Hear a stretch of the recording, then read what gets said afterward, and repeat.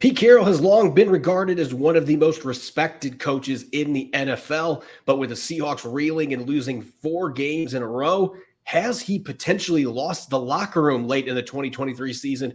Rob Rang and I are going to be breaking it all down in a new installment of Matchup Wednesday on Locked On Seahawks. You are Locked On Seahawks, your daily Seattle Seahawks podcast. Part of the Locked On Podcast Network, your team every day.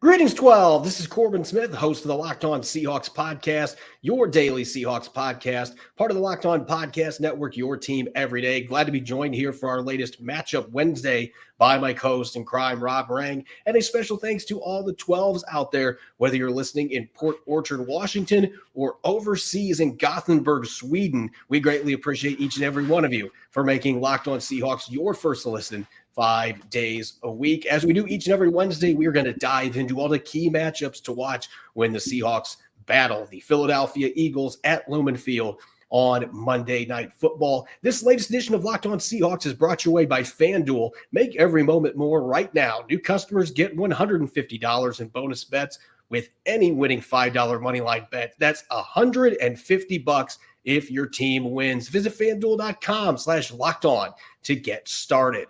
Now for your lead story here on Matchup Wednesday on the Locked On Seahawks podcast. Pete Carroll has long been one of the most revered coaches in the NFL, and he's had a lot of success with a number of different iterations on this roster in Seattle. We saw him take Geno Smith and company to the postseason when few expected that they would be a contender last year.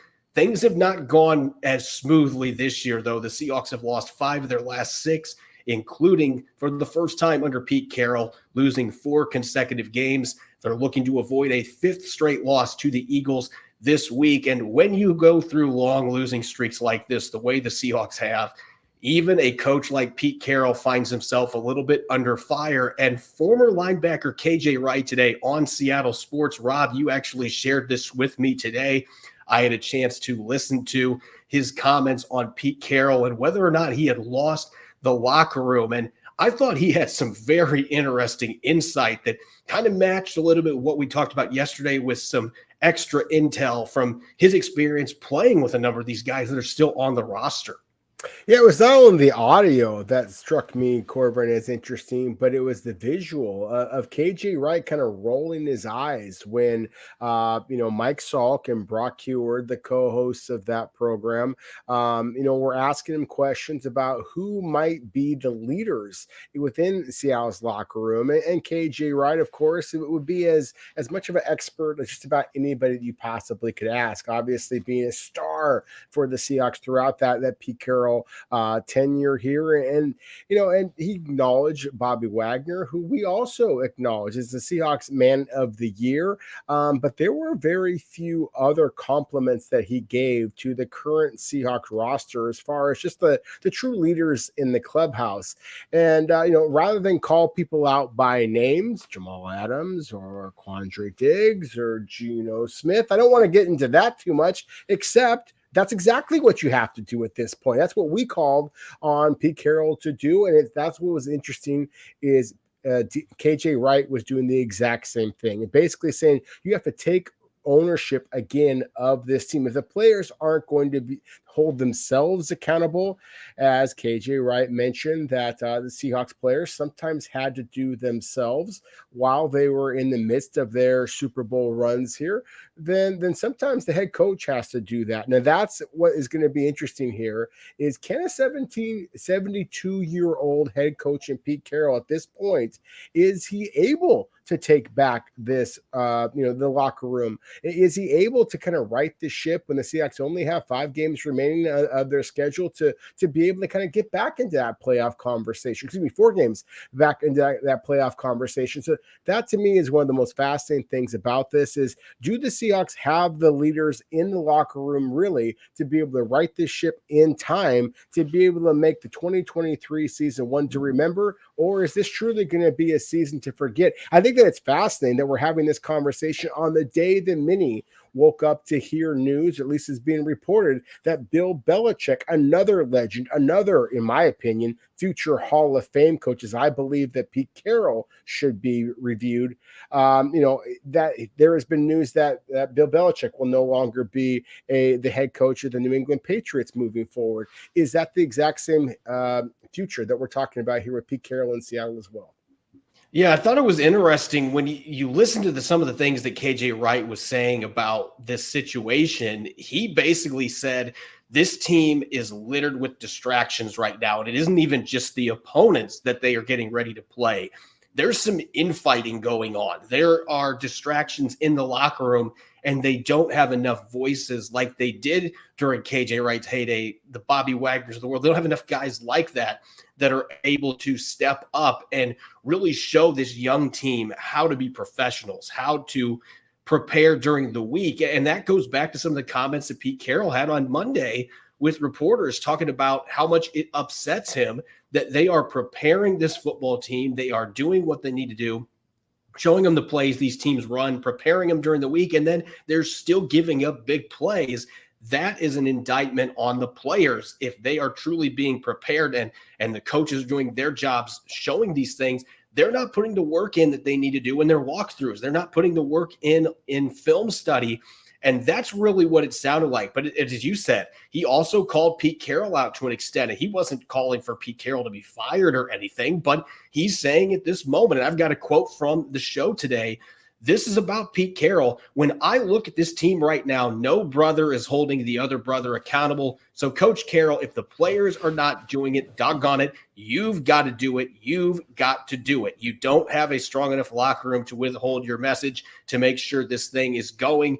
So you've got to be the one to execute it. And building off of that, and I 110% agree with KJ Wright on this, and it kind of goes with what we talked a little bit about yesterday with the defense specifically, but he was saying that Pete Carroll's got to make something happen before Monday night. And he mentioned personnel. Maybe that's benching a certain player or two and trying to send a message that way. But he's got to find a way to show, hey, I am a nice guy. I am a player's coach, but this is still my football team. And if you are not buying into the message that I'm selling, I'm going to find guys that are, and I'm going to play them because they're going to be more prepared. And we can eliminate some of these mistakes that shouldn't be happening on the field, especially this stage of the season. And that gives us a better chance to win football games.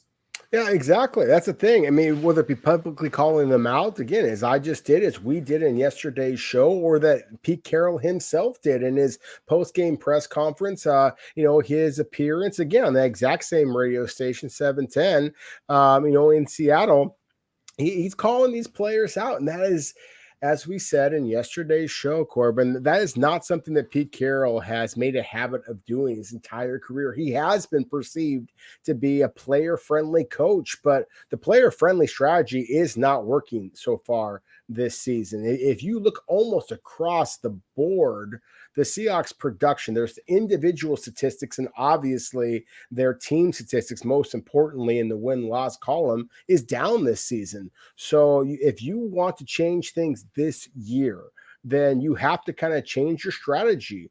And so I think that is the reason why that Pete Carroll has kind of done what he has done. I applaud him for at least showing this type of effort. And I think that they should go further. I think that there should be players benched. As I said in yesterday's show, I think that Jamal Adams should be the number one player that gets benched. I think that you should be considering benching Rick Woolen, who I was right there among the several who were basically saying that Rick Woolen, then known as Tariq Woolen, should have been a defensive rookie of the year candidate. Frankly, he has fallen off a cliff so far this season, as has Geno Smith. You look at his production this season compared to last season, also has fallen off a cliff. You want to look at the two biggest reasons why the Seahawks are not right currently in the playoff conversation is because the efficiency at the quarterback position and the secondary that at least I did, and I believe you and many others as well, lauded that secondary as possibly being the reason why the Seahawks team not only was going to return to the playoffs, they might be a Super Bowl contender. Right now, they very much are the definition of a Super Bowl pretender. Yeah, you mentioned the leadership aspect there. And KJ Wright was touching on this, they've got to have some young guys maybe that emerge and do what some of those guys did back in 2011, 2012, where even though they were newcomers, they were first, second-year players, you know what? You can step up and take a voice. And if you're somebody that's getting it done in the field, your teammates are going to back you up. And that's really what it boils down to right now. Pete Carroll's got to find a way to get it that players are backing him up, that players are buying into his message. And I do think personnel changes right now. It's late in the season. You're not going to be able to trade guys. You can't make big moves that way, but you can still send a message, even as the nice guy. I'm not saying he needs to turn into Bill Belichick and make this a disciplinarian thing, but he has got to put his foot down a little bit and say, if you are not going to prepare the way we expect you to prepare, and it's hurting us on Sundays, you're not going to play. We're going to play somebody that gives us a better chance. And so I am really fascinated to see what Pete Carroll decides to do, because he's hinted at changes the last couple of days. Let's see what he comes up with for Monday night, if it makes a positive impact on this football team as they try to fight for their playoff lives. Coming up next, it's Matchup Wednesday. Rob and I will be diving into the Seahawks defense going up against the Eagles offense. Don't go away. You're listening to the Locked On Seahawks podcast. This episode is brought your way by FanDuel. As the weather gets colder, the NFL offers stay hot on FanDuel. Entering Week 15 of the season, make sure to check out the incredible offers from FanDuel, America's #1 sportsbook. Right now, new customers get $150 in bonus bets with any winning $5 moneyline bet. That's $150. If you've been thinking about joining FanDuel, this is the perfect time to get in on the action. The app is so easy to use. There's a wide range of betting options. You can look at spreads, such as the Seahawks being a home underdog against the Eagles on Monday Night Football. Player props, whether it's Geno Smith or Drew Lock under center, with their total passing yards or touchdowns on Monday night, over-unders, and much more. Visit FanDuel.com/lockedon and enjoy the NFL season with an offer you don't want to miss. FanDuel, official partner of the NFL.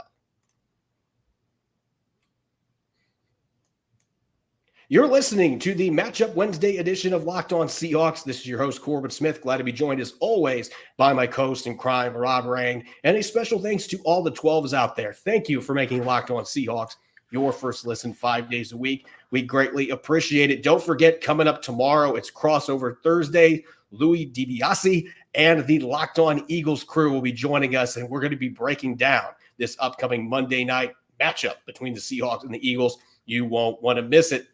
Speaking of that upcoming Monday night game, for those that have been hiding under a rock, this was supposed to be a Sunday afternoon game, but this is the first time ever with new rules. The NFL flexed a game into Monday night, so the Seahawks get to battle the Eagles at home in prime time under the lights. And we're going to break down Seattle's defensive matchups first on this episode. We've most of the time done offense, but we are going to keep pivoting with the defense first. And looking at this matchup, Rob, it really starts in the trenches for the Seahawks on defense, going against one of the best offensive lines in the league, and who I believe is going to be a future Hall of Famer in Jason Kelce at the pivot position.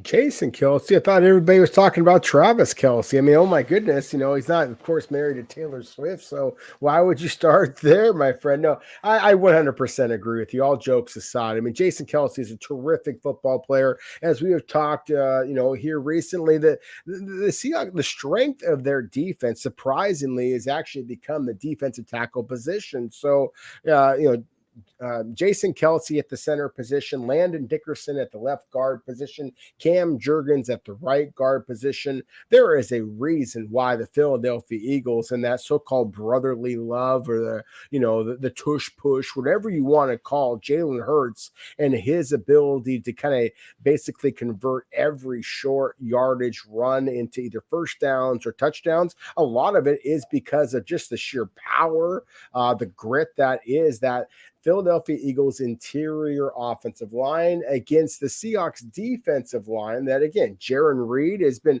arguably the Seahawks most consistent defensive player to this point. Leonard Williams, of course, the former New York Giant and former NFC East, rival of the Philadelphia Eagles. He's going to know the Eagles very, very well. Mario Edwards, whoever the case might be, it is going to be critical. If the Seahawks are going to have any type of success in this football game, they're going to have to be able to not only hold up against the run, they're going to have to be able to create some interior pressure on Jalen Hurts, force him to run outside where he is not as accurate as a passer. Most quarterbacks aren't when they're on the move.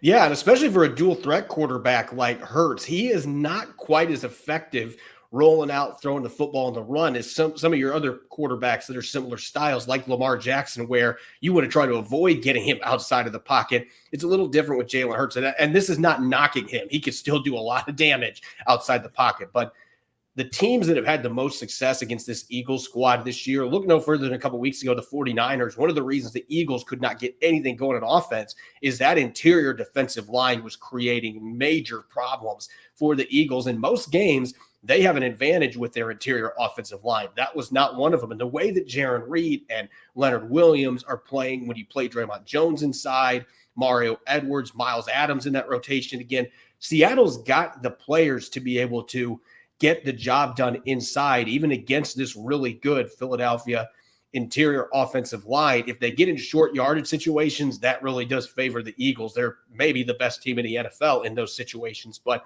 if you can get some pressure from the interior, you can hold up on rundowns early. This is an Eagles team the last few weeks that has had issues sustaining drives. So if you can keep that going early in the game, it might start to get into the mental aspect for the Eagles and make things a little bit tougher for them. It could, and that's what I think the Seahawks have to hope for. They have to survive the first quarter, and that's the thing is the Philadelphia Eagles have struggled so far this season. They have been a team that struggled early on and then came back in the third and fourth quarter. That's when the Seahawks crowd is just getting warmed up, and so that's the thing is I think if the Lumen Fields fans if they can get themselves rolling like they could on a Monday Night Football game matchup, Corbin, I think that this really could be an interesting game just because of the fact that there is some magic there in Seattle. And I think that is going to be critical if they're able to do that. I'm going to shift the conversation here, though. We just were talking about the defensive line for the Seahawks. I want to shift it over there to the perimeter here. We all know that, you go back 8 months ago, there was a huge conversation there. Were the Seahawks going to take the defensive tackle Jalen Carter? And as we just illuminated, the Seahawks have done pretty well, thank you, at the defensive tackle position with the big trade of Leonard Williams and Jaron Reed, et cetera, et cetera. And instead, they went with Devin Witherspoon. And the fact that Devin Witherspoon suffered the injury against the San Francisco 49ers, I am a little bit cautious to be mentioning him. But, frankly, I thought that this might be a matchup that I was going to, suggest that maybe we should just say Jalen Carter, the Eagles' dominant rookie defensive tackle, versus Devin Witherspoon, the Seahawks' dominant cornerback. And obviously, as a cornerback and defensive tackle, they're not going to be faced up against each other. But this was a conversation that I assure you was very much going on in the Seahawks war room. This is one of those games where Devin Witherspoon or Rick Woolen or, Mike Jackson or Trey Brown, whoever the case is, somebody for the Seahawks cornerback room has to make a big play because certainly A.J. Brown and Devontae Smith are going to make those big plays. And so to me, this is the matchup you have to watch because frankly, I think that's already a given that the Philadelphia Eagles are going to be able to control the line of scrimmage. I just think that is the strength of their team. And so I think that's going to be critical that the Seahawks create some type of turnover. And while the flags have been furious from a Seattle defensive back perspective, one of the things the Seahawks can do is they can create big plays. And so this to me is where the Seahawks potentially have an advantage. They have the cornerbacks who have enough big play ability that if Jalen Hurts does get a little bit wild with his accuracy, which can happen, then they might be able to create a pick six. If you want Devin Witherspoon to win Defensive Rookie of the Year, again, show out on Monday Night Football in a primetime setting. That's the way you do it. Yeah, this is going to be the most exciting matchup, I think, when you look at these two teams when the Seahawks are playing on defense, just because you got to deal with A.J. Brown. I was about to say Antonio Brown. He is no longer in the league, but A.J. Brown, who we talk about DK Metcalf being a specimen. A.J. Brown coming from the same college at Ole Miss. They were teammates. This guy is built like he was chiseled out of stone by the Greek gods, and he plays the receiver position looking like a tight end or a linebacker, and he has 4.3 speed, gets downfield. He wins vertically. He can beat you in the intermediate passing game. He can create after the catch, breaks a lot of tackles. I think right now he is a top 5 receiver in the NFL, and the Tennessee Titans look even crazier for trading him away for basically a bag of peanuts. I know they got a first-round pick, but you're talking about a sub-25-year-old player that only is going to get better. His size going against Rick Woolen, you need Woolen to play like his rookie self in this game. He's got to bring some physicality. You got to take advantage of his athleticism on those downfield throws and try to get your hands up, swat some passes away. And then with Devontae Smith, with his shiftiness, his route running savvy, a much different style receiver than A.J. Brown, they're going to play him in the slot quite a bit. That's where I expect Devin Witherspoon is going to get a lot of action. He's expected to make it back this week, according to Pete Carroll. We'll see what happens. But Witherspoon versus Smith, you want to talk about two elite college talents that have translated to the NFL. That's going to be a matchup of two very instinctive players. And I think this game could boil down to what happens on the outside when the Eagles are on offense. You mentioned Jalen Hurts, his running ability. This has been a topic in several games this season. We've looked at running quarterbacks, but it's going to be the same storyline for the Seahawks. Can your safeties that are going to spend time up in the box and are likely going to be playing spirals, can they slow down Jalen Hurts as a rusher? This year has not been a great season for him, knock on wood, running the football. He's averaging 3.7 yards per carry. He has not been as effective. Part of that also is because he's got all those quarterback sneaks on 3rd and 1 and 4th and 1 this year. That's going to lower your yards per carry average as well. He's still a very dynamic athlete in space, but you need Julian Love and Jamal Adams, whether he's starting or whether they decide to reduce his role, whatever they decide to do in this game. Whoever's playing that strong safety position, your nickel corners, you got to be able to come up and make plays on Jalen Hurts. And this is not an easy guy to tackle. He squats over 600 pounds. You don't find quarterbacks built like that with that kind of strength. You better bring your hard hat. If they tackle the way they have the last couple of weeks, Jalen Hurts could have a huge game running the football, which really makes it much more difficult for them to win. Oh, it absolutely does. I mean, you took the words right out of my mouth there, Corbin. I mean, this is a Seahawks defense that has struggled with missed tackles, and you're going up against the most physical quarterback perhaps the league has ever seen, just because of his power and his sheer want to. I mean, this is a guy who just, the mental toughness that he showed in getting benched at Alabama, and then coming back and becoming a superstar at Oklahoma as well. I mean, he has gone through the ringer and has had a great deal of success. Obviously led the Philadelphia Eagles to a Super Bowl appearance a year ago. And I think that he is hungry and wanting to kind of right the ship. The Philadelphia Eagles have lost 2 games in a row now where they were basically trounced by the 49ers and then their division rival Dallas Cowboys. This isn't a game in which the Seahawks are the more desperate team. The Philadelphia Eagles are playing for the number 1 overall seed as well. I mean, number 1 seed, in the NFC. And so they are, desperate as well. So I do think that it's critical. I just mentioned before, kind of called out Devin Witherspoon. If you want to win Defensive Rookie of the Year, you have to have a big play, a big-time performance in this game.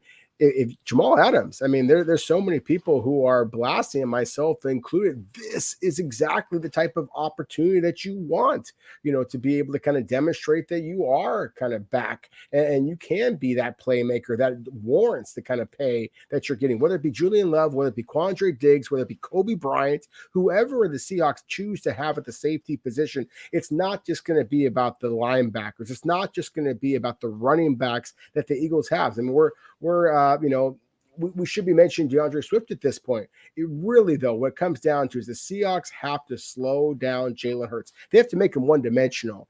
And the best weapon the Seahawks have, at least the best paid weapon that the Seahawks have, is at the safety position. So it's critical the Seahawks safeties play well on Monday night. Up next, we are going to switch gears. Seahawks on offense going up against the Eagles on defense. That will be coming up next here on our Wednesday edition of Locked On Seahawks. This episode is brought your way by Prize Picks. Prize Picks is the largest independently owned daily fantasy sports platform in North America. It's the easiest and most exciting way to play daily fantasy sports. It's just you against the numbers. Instead of battling thousands of other players, including pros and sharks, you pick more than or less than on 2 to 6 player stat projections and watch the winnings roll in. Prize Picks is really simple to play. I can make my submissions in less than 60 seconds. And now that basketball season's here, you can pick combo projections, football and basketball in the Specials League. For example, you can have Steph Curry and Ken Walker III at 9.5 3-pointers plus touchdowns on the ground. Prize Picks even offers a reboot policy, so your entries stay in even if one of your players gets injured. For football and basketball games, if you have a player who exits the game in the first half and then they don't come back in the second, that player is rebooted. Prize Picks is the only daily fantasy sports platform that offers such an injury insurance policy. Prize Picks is an absolute blast each week, and it's an easy way to land quick winnings. Go to prizepicks.com/LockedOnNFL and use the code LockedOnNFL for a first deposit match up to $100. Prize Picks, daily fantasy sports made easy. You're listening to Matchup Wednesday here on the Locked On Seahawks podcast. I'm your host, Corbin Smith. Glad to be joined by my co-host in crime, Rob Rang. And a special thanks to each and every one of the 12s out there. Thank you for making Locked On Seahawks your first listen 5 days a week. We greatly appreciate it. Don't forget, tomorrow it's Crossover Thursday, Locked On Eagles, Locked On Seahawks, where we'll be breaking down the upcoming Monday night matchup between the Seahawks and the Eagles. You won't want to miss this latest crossover special. Continuing Matchup Wednesday, we just looked at the Seahawks on defense against the Eagles' high-powered offense. This is an Eagles defense that has plenty of star power, but they've also had some games this year where they have given up a ton of yardage. They've given up a lot of points. Just ask the Dallas Cowboys this past weekend. It's kind of been an up and down season for them on defense, even though they've got a 10-3 record. That being said, as I mentioned, Rob, there's a lot of talent on this defense, including in the secondary at the cornerback position. And this is truly that get your popcorn ready matchup. Eagles corners going up against the Seahawks receivers. Yeah, I mean, you got a couple of really good players for the Philadelphia Eagles, and the cornerback, Darius Slay in particular, James Bradbury. And you touched on this a moment ago, Corbin. I mean, DK Metcalf is going to look across the field. He's going to see his former college teammate, in A.J. Brown, who is one of the very few wide receivers in NFL history who has the physical dimension similar to DK Metcalf. And, I think that a properly motivated DK Metcalf is among the most dangerous weapons, regardless of position, in all of the NFL.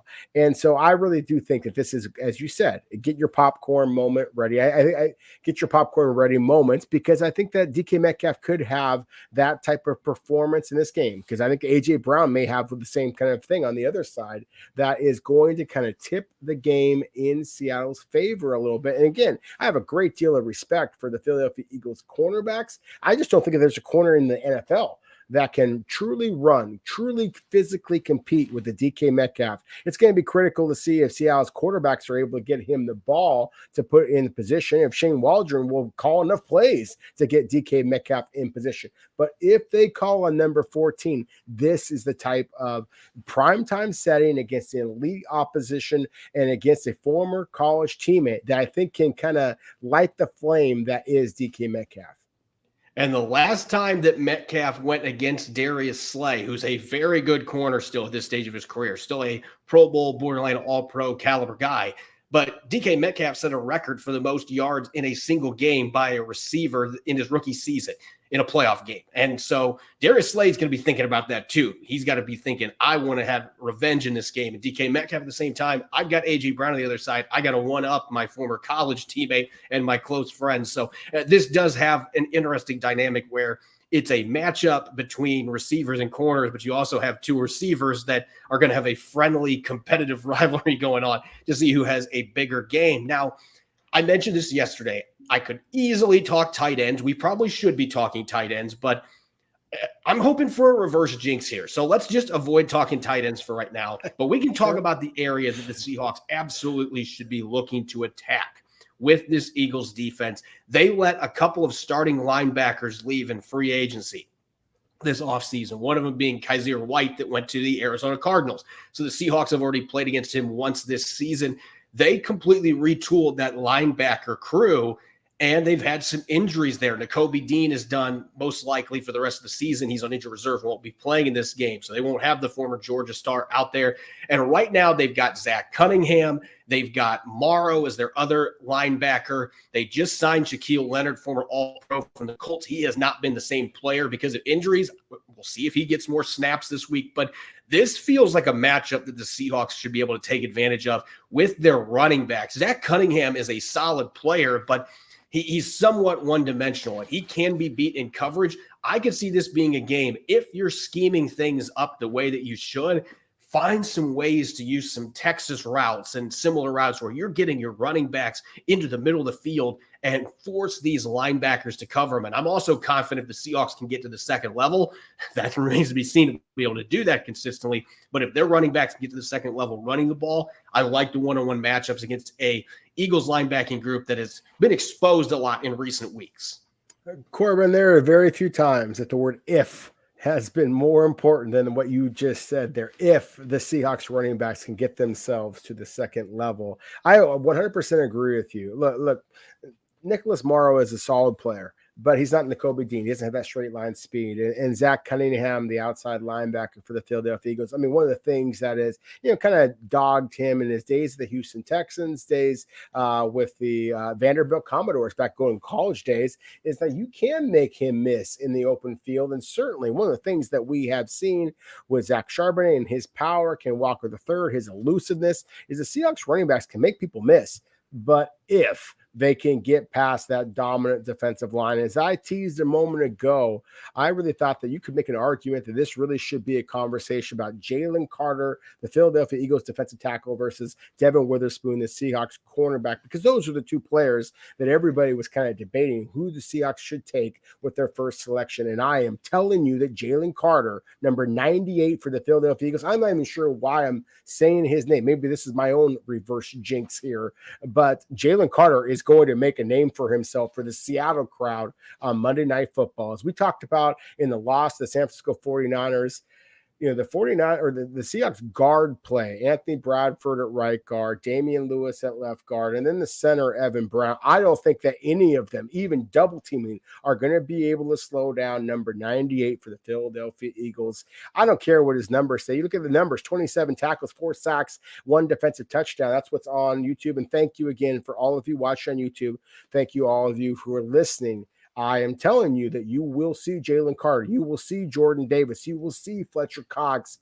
The Philadelphia Eagles defensive tackle rotation is as good as there is in the NFL, and the Seahawks interior offensive line play has been as kind of meh as just about any in the NFL, and that is a recipe for disaster. So again, Corbin, if the Seahawks running backs and a certain other position of pass catchers are able to take advantage of the Eagles linebackers, great. But they have to get through what I think is the best front 4, front 6, front 8 in all of the NFL.